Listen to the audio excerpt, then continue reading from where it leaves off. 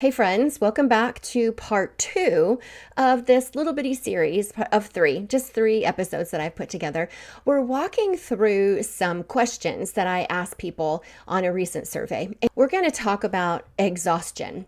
Not just the I didn't sleep well kind of tired, but the soul tired. The I'm pushing through, but I've got nothing left kind of tired. Can you relate to that? So many women on this survey just told me, I want to feel motivated again. I am so emotionally and mentally tired. I feel like I've lost my passion. And listen, if that's you, I see you. Let me tell you, you are not lazy. You are not weak. You're not doing something wrong. You're just running on empty. And maybe you've been trying to find your spark in the wrong place. So in this episode, we're going to unpack some things. What's actually stealing your motivation? And I'm going to hint at you, it's probably not just your schedule. How exhaustion shows up in your brain, and what to do when your body and your mind are in survival mode. Now, we're also going to look at what does the Bible teach us about rest, refreshment, and living with purpose instead of pressure. And I'm also sharing some practical coaching tools that you can start using right away, ones that are going to help you move from I can't do this to God is renewing me daily. So if you've been beating yourself up for not having any energy, for not being as productive as you think you should be, or for losing your drive, take a deep breath. This episode is your invitation to be gentle with yourself and to start building momentum in a way that honors your season and your spirit. Okay, let's do this together. Okay, so if you've ever said, I'm tired all the time, I just can't seem to start, or I know what I should be doing, but I can't make myself do it, this episode is for you. You are not alone. These kind of struggles are real. They're really common. Maybe you drag yourself out of bed already exhausted, and later in the day you find yourself staring at your to-do list, but doing anything else, cleaning the fridge, scrolling Instagram instead. Right? Does that sound familiar? So today we're going to tackle motivation from a fresh angle. Actually, 5 angles, blending brain science, real life coaching tips, and biblical encouragement, all pointing to one big idea. Your motivation is not just about how much energy you have, it's about how you think. In other words, motivation is largely a mindset issue, not merely a physical one. And Jesus understood that we're going to get tired. He said, "Come to me, all you who are weary and burdened, and I will give you rest." How comforting is that? He invites us to trade our heavy burdens for his rest. And the Psalms likewise reminds us it's useless to burn the candle at both ends. It says, "In vain you rise early and stay up late, toiling for food to eat, for he grants sleep to those he loves." In other words, constantly hustling on empty is not the answer. God wants to give us rest. So, if motivation isn't solved by simply mustering up more energy or working longer hours, what can we do? Okay, let's look at it. Let's dive in and let's find out. Motivation as a mindset. What if I told you that lack of motivation isn't really about being lazy or not having enough energy? Often it's about our mindset and how we approach the task. So let's think about this. Have you ever had a day when physically you were tired, but then something excited you and suddenly you had energy for it?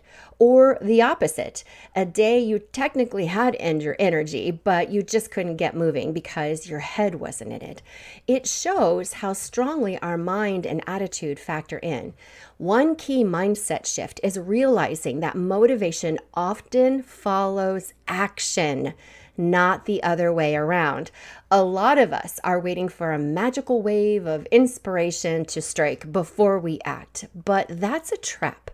Motivation is usually the result of action, not the cause.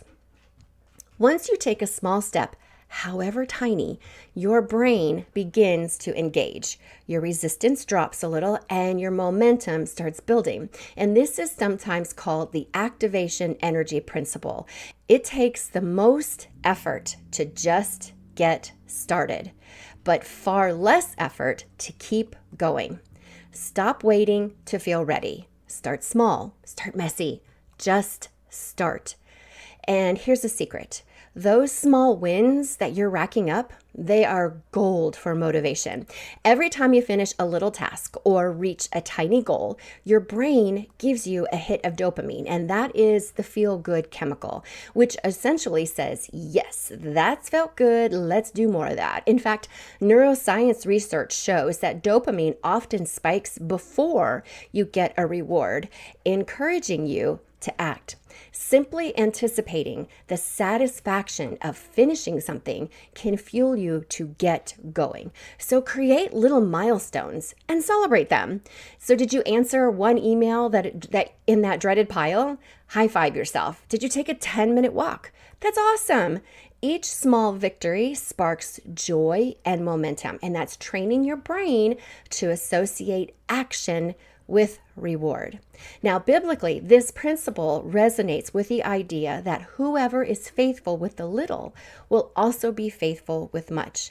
By handling the little tasks faithfully, even when you don't feel like it, you're building capacity for the bigger things. And remember Philippians 2:13, for God is working in you, giving you the desire and the power to do what pleases Him.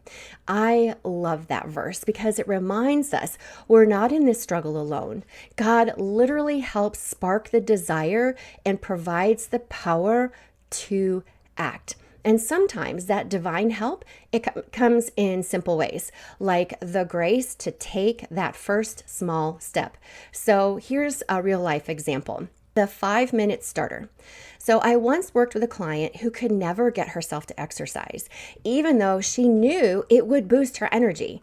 She kept waiting to feel like working out, but that day never came. So we tried something new. She would put on her sneakers and do just 5 minutes of movement. That's it. And then she had permission to stop. Well, she went out intending to walk for 5 minutes and ended up going for 30. Okay, so once she got moving, it wasn't as bad as she thought, and she just kept going. And starting was the hardest part. After that, momentum took over. And this little experiment showed her and me the power of a small start. It's a great example of the 2-minute rule. Productivity experts say if a task is overwhelming, scale it down to a version that takes 2 minutes or less. Anyone can do something for 2 minutes. In the nursing world, we often say, I can do anything for 12 hours. So I can definitely do something for 2 minutes. You want to build a reading habit? Read 1 page. You need to tidy the kitchen? Wash just 1 dish. And often that's really all you need just to bust through that wall of inertia. And once you begin, you're going to likely keep going. And you know what? If you don't, that's okay. The key is to just begin. Let's talk about another angle. The fact that your mental energy is a limited resource. I heard the other day this statistic that they have decided that our brains are able to make 2,500 decisions a day. 2,500. Do you know how many on average people make? How many decisions people make? 35,000. So we're a little bit overload with decision making, right? And the fact that your mental energy is a limited resource, you'll notice that. Have you noticed that after a long day of making decisions or using that self-control, you're fried? Maybe you start the morning with really good intentions to eat healthy, but by evening, you can't resist the ice cream. Or you plan to work on a project at night, but end up watching TV because you just can't brain anymore. And this is a real phenomenon. Psychologists call it decision fatigue. That's brilliant, right? Pretty simple, decision fatigue. After you make a lot of choices, our ability to make good decisions or exert that willpower, it wears down. It's like our willpower is a muscle that gets tired from overuse. Every little choice, what to wear, what to eat, how to respond to emails, is like another rep for your brain. And by the end of the day, that willpower muscle can be pretty worn out. So if you've been wondering, why do I have zero motivation at night? This could be why. When your brain is tired of decision making, it defaults to the easiest path.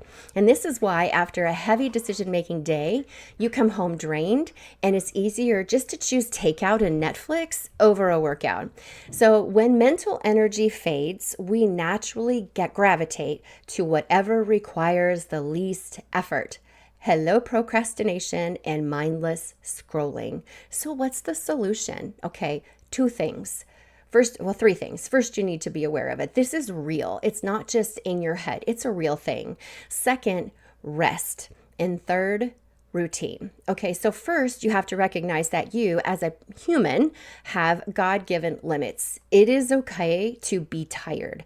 Sometimes the most productive thing that you can do for your motivation is just get a good night's sleep or take a Sabbath break. Your mind will reset and you'll be far more energized and focused afterwards. Give yourself permission to rest. Jesus himself invites us to do this. Remember Jesus' invitation, take my yoke upon you and learn from me, and you will find rest for your souls. He promises that in him we'll find real rest because my yoke is easy and my burden is light. If the King of Kings wants us to rest, it is not a weakness, okay? Tell yourself that. It's wisdom. Psalm 127 verse 2 bluntly says, it's in vain to rise early and stay up late, anxiously toiling because God grants sleep to those he loves. So yes, sometimes you need to take a nap, not a caffeine pill. Your future self is going to thank you. Secondly, simplify your life wherever you can. Reduce the number of trivial decisions to preserve your willpower for what really matters. And I've not really done the research, but I've heard it said that like really productive people wear the same thing every day. So they don't start their day out wearing out with the decision of what they're going to wear. Okay. And this also looks like prepping meals for the week. So you're not deciding from scratch every day, or lay your clothes out the night before. Maybe it means trimming down your commitments or your routines. Little habits like these remove unnecessary decision drain. For example, if you know exactly what's for dinner on Tuesday, that is one less choice that's taxing your brain after work. Fewer choices equals less mental drain equals more bandwidth for the tasks that you truly need to focus on, like that passion project that you've been putting off. So sprinkle your day with mini breaks too. So even a 5-minute pause to stretch, breathe, say a prayer can recharge your mental batteries. Think of your brain like your phone. Okay, we don't ever let it hit 0% unless we can't find the cord, right? So frequent small charges, they keep you going. And spiritually, don't forget to tap into God's strength. When you start feeling your internal battery running low, remember God's promise. I will strengthen you and help you. I will uphold you with my righteous right hand. That's Isaiah 41:10. Now, whenever I'm exhausted, I just whisper, God, please strengthen me for this next step. And he does. Relying on him can prevent that deep soul fatigue that comes from running on our own fumes. Okay, so let's switch gears to another big motivation killer, fear and overwhelm. Have you ever had something important to do, but whenever you think about it, you just freeze? Maybe it's a phone call that you dread making, a project you're not sure about how to start, or even a positive opportunity, but it's completely scaring you. Instead of taking action, you're doing nothing, or a bunch of trivial things, like cleaning out the closet that you don't really need to be cleaning out. All of that to avoid the real task. This doesn't mean that you're lazy, you're frozen. This is actually a brain thing. So when we perceive a threat or high stress, our brain's alarm center, the amygdala, it can hijack us into that fight, flight, or freeze response. And guess what? Procrastination is often a form of freeze. One therapist has said it helps to view procrastination as part of the body's natural stress reaction. Our brains sometimes see an intimidating task as a threat, and they shut down into freeze mode just to protect yourself. So you might be avoiding that project like it's a hungry tiger, even though logically it's not life or death. And it sounds wild, but it does make sense. If you've ever suddenly felt that urge to reorganize your entire closet when a scary work task is looming, that's likely your brain dodging the threat by focusing on something safer. So how do we get unstuck when we're in a fear freeze? Gently and prayerfully. So first, acknowledge what's happening. Instead of beating yourself up for procrastinating again, recognize if there is a fear or anxiety under the surface. Are you afraid of failing at this task? Afraid of what people are going to think? Overwhelmed because you don't know where to start? When you name the fear, I'm actually really nervous about this, it loses some power. You realize you're not just lazy or crazy, your brain is trying to protect you. So let's have some compassion on our brain, right? Next, break the task down until it feels non-threatening. Now, this is where that 2-minute rule can save the day. If your brain freaks out at write my entire resume, tell yourself, I'm not going to do the whole thing right now. I'm just going to open a blank document and write one sentence. If clean the house paralyzes you, decide to set a timer for 5 minutes and only clean one corner of one room. Make it small. Even a tiny step forward is progress. And often, once you start, you're just going to realize it's not as bad as your fears are saying. Your amygdala is going to simmer down when it sees evidence that, hey, this isn't really going to kill us. And then we consider adding something comforting or rewarding to the task. Maybe play your favorite music while you work, or promise yourself a nice cup of tea when you finish that hard phone call. Pairing a dreaded task with a little positive boost can help counteract the fear. Now, most importantly, we want to invite God into that moment of fear. He has said so much to us about fear in His Word. Isaiah 41:10, which I mentioned a moment ago, is a big one. So do not fear, for I am with you. Do not be dismayed, for I am your God. I will strengthen you and help you. So imagine that the God of the universe is right there with you as you face this challenge. He's holding you up with His strong hand. And when you feel paralyzed, take a moment to pray. God, I'm afraid of this thing. I invite you in. Help me do it in your strength, not mine. God has given us 365 verses in the Bible that tell us not to be afraid. I think that that's not coincidental. So remember, courage isn't the absence of fear. It's moving forward despite the fear. But with God's help, we have such unlimited power that we can tap into. So even if your voice trembles or your hands shake, you can still do the hard thing with Him by your side. And afterwards, the sense of relief and accomplishment is going to feel incredible. And every time you confront a fear and push through, you teach your brain that you can handle it and that God is faithful. And the next time, it will be a little easier.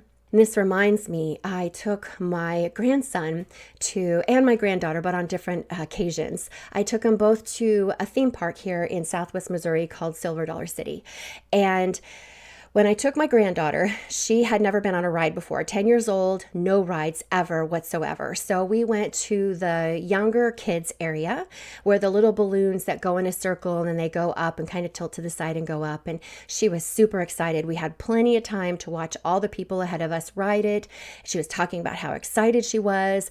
And we get on the ride and she's terrified. It starts moving. She's got her head between her legs and she's crying the whole time. I can't do this. I can't do this. I can't do this. And it just nearly broke my heart because I'm thinking, wow, this is such a little ride, but it is so much for her. And so I talked to her the whole time, despite the fact that spinning in circles makes me extremely nauseous. I told her the whole time, you've got this. You've got this. Look at you go. You're safe. Everything is good. You've got this. You've got this. And you're doing it. And then it was a 2-minute ride. The ride settles down. She lifts up her head and she says, that wasn't that bad. It was so heartwarming and so heartbreaking at the same time.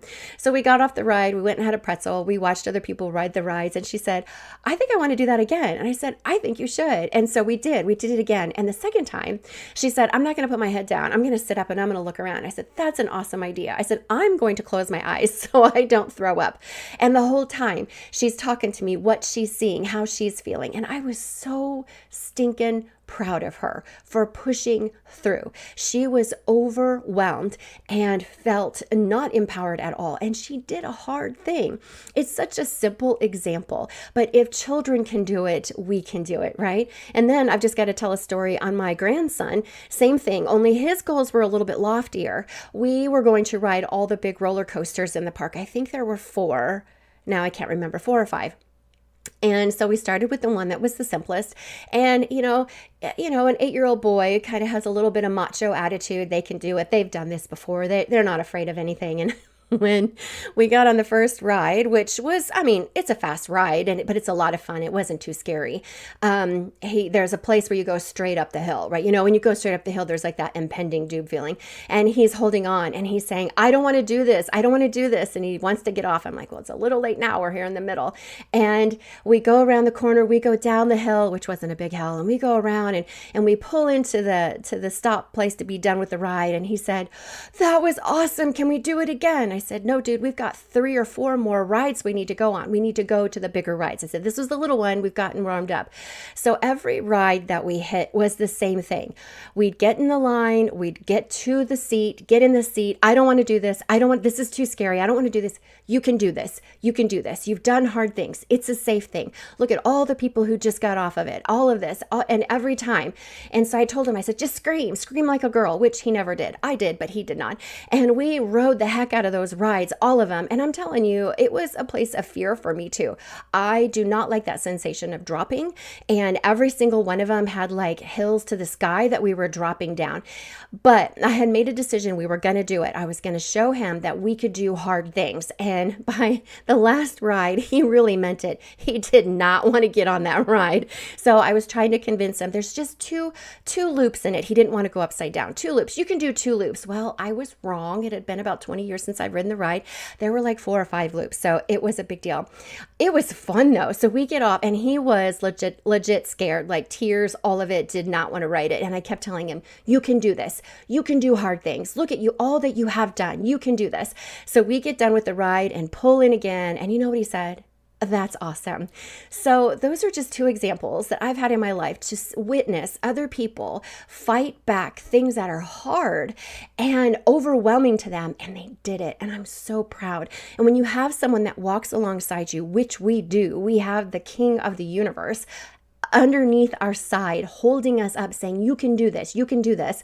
When we get through that, we'll see we can do this. We can do all things through Christ who strengthens us. We do one step at a time, and God will help us break free from that freeze. And maybe you have something similar. I found personally that going to the park and doing those roller coasters, even though I really did not want to do that, was an exercise I felt that I needed to do, because sometimes I think we build in our head things are more scary and bigger than they really are. And I wanted to face that fear. I wanted to face that fear of dropping. And I did, because every single one of those rides had hills to the sky to drop from. And I had such a fantastic day. I was exhausted. It took a lot out of me, but knowing that I conquered that fear and that dreadedness, it was awesome. We had such a good time. So maybe you've got something similar. Maybe it's a little more serious than riding roller coasters. Maybe it's a project or a calling that you've been avoiding because it's intimidating you. Let me encourage you, just take the first small step. Trust that God is with you, strengthening you. Like he told Joshua, be strong and courageous, for the Lord your God will be with you wherever you go. With him by your side, you can do it, even if you do it afraid. Now, finally, let's talk about mental clutter and finding clarity of our purpose. Now, sometimes the issue isn't one big fear or one huge drain. It's the 1,000 little things swirling in your mind that collectively sap your motivation. And honestly, for women, this is what I notice most. We have so many things going on that we don't have that mental energy to move forward. So ever try to start working on something important, but your brain keeps pinging you with 50 other tabs that are open? Oh, I need to switch laundry. Did I pay that bill? I should reply to that text. Well, when will I have time to buy groceries? When our minds are cluttered with these to-dos and these worries, it's extremely hard to focus on any one task, let alone feel motivated about doing that task. It's like a computer running too many programs at once. Everything slows to a crawl. Physical clutter in our environment weighs on us mentally too. That applies to the piles of laundry, the disorganized desk, the sticky notes everywhere.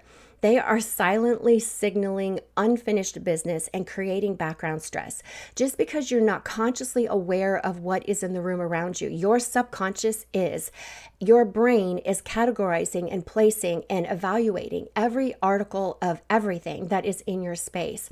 And studies describe clutter as a visual distraction that increases cognitive overload.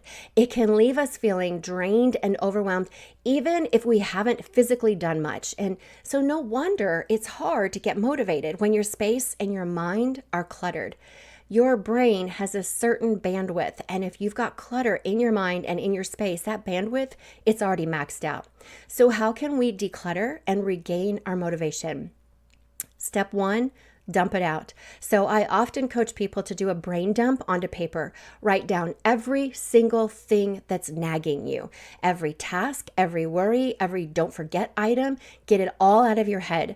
And this simple act can bring such relief. It's telling your brain, you don't have to hold all of this. I've got it written down. And once it's on paper, you can prioritize and tackle things one by one. And they're all listed so you don't have to remember them. Now, you'll find that not everything on that list is really as urgent as you thought it was. And some can be delegated to other people or even just forgotten about, just taken off the list. But you can't see that until you have cleared the mental clutter.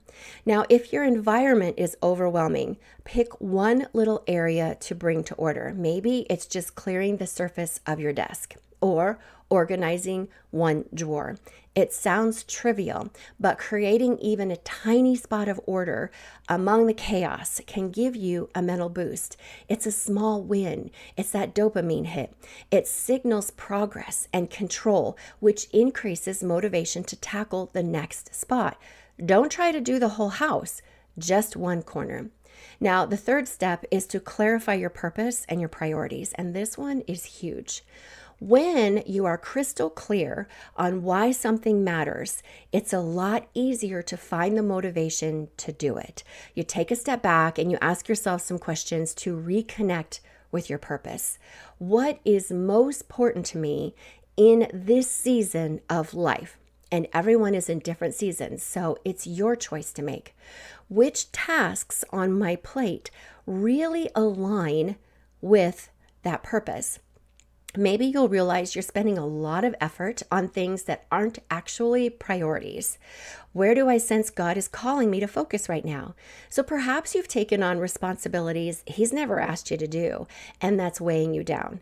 Getting honest about these things can lead to some liberating decisions, like deciding to let go of a role, or saying no to something, or simply refocusing your energy on what really counts. And here's another angle you can consider. Connect your tasks to a larger meaning. Now, sometimes when we lose motivation because we see only the drudgery of what's in front of us and not the bigger picture. So start asking yourself questions like, how does this task or this goal serve God or serve the people around me?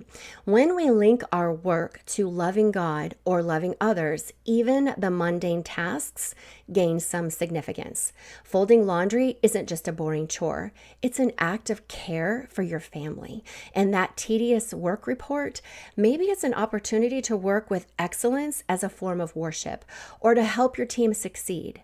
Finding a spiritual or personal significance in a task can flip the motivation switch. So try reframing something you've been avoiding in that light. And if you discover some tasks on your lists truly do not align with your values or God's purpose for you, consider letting them go, or at least putting them low on the priority list. And it's amazing how much energy frees up when you stop giving time to things that are not part of your calling. Clarity brings motivation. When you know this is what I'm meant to be doing right now, you can press on even when it's hard because you have that inner conviction and that inner direction. And above all, pray for wisdom and guidance. James 1:5 promises God will generously give wisdom when we ask. He can show you what matters most and what can be sidelined. He can realign your heart with His purposes so that you actually want to do the things in front of you. And I have literally prayed, Lord, reset my priorities to match yours. Help me want what you want. And he has answered it in beautiful ways. And remember Philippians 2:13 one more time. God is working in you, giving you the desire and the power to do what pleases him. That includes the daily tasks and the big life callings. He can give you fresh desire to tackle that messy kitchen or finish that degree or start that ministry, and the power to follow through. So we've covered a lot of ground, from taking action before you feel like it, to how your brain and energy levels affect your drive, to overcoming fear, resting, decluttering, and focusing on purpose. Motivation truly is multidimensional. It's physical, mental, emotional, and spiritual. And the beautiful thing is, you have more influence over your motivation than you might think. It's not some elusive magic force that randomly shows up or doesn't. By changing your approach and your mindset, you can actually create motivation even on the tough days. Remember, motivation is a mindset issue. If you catch yourself saying, I just don't have any motivation, try to pinpoint the real issue. Maybe you're not connected to your why at the moment. Maybe you're dealing with fear or burnout, or you're just simply overwhelmed. Identify that, address it, and now you have some tools. Break tasks into small steps. Remember the 2-minute rule. Celebrate your wins. Simplify your decisions, make time for rest. And this one is so important. A lot of us just fear rest. We fear stopping. We fear we'll never get going again. We fear that someone will judge us for taking a nap, and you need to let that go. Sometimes the best decision is to make time for rest. Face your fears with faith. Declutter your mind. Focus on your purpose, and through it all, invite Jesus into the process. As Romans 12:11 says, keep your spiritual fervor serving the Lord. Our motivation gets a turbo boost when we remember whom we're serving. It's not about hype or sheer self-will. It's about being fueled by love for God and empowered by Holy Spirit. When you're running low, connect back to the source. God can and will rekindle your fire. He can give you fresh perspective and infuse you with strength when you ask. And as you step out little by little, day by day, he'll be right there working in you. So don't give up. You can do this, and you don't have to do it alone. Take Jesus at his word. Come to him when you're weary and let him refresh you, and then take that next small step forward. So thanks for listening today. I hope you feel encouraged and equipped. Maybe you've got some tools you didn't know about. Maybe you're understanding what's going on in your brain. And I just want you to know that you've got this. And more importantly, God's got you. So until next time, stay blessed and keep that mindset focused on truth and growth.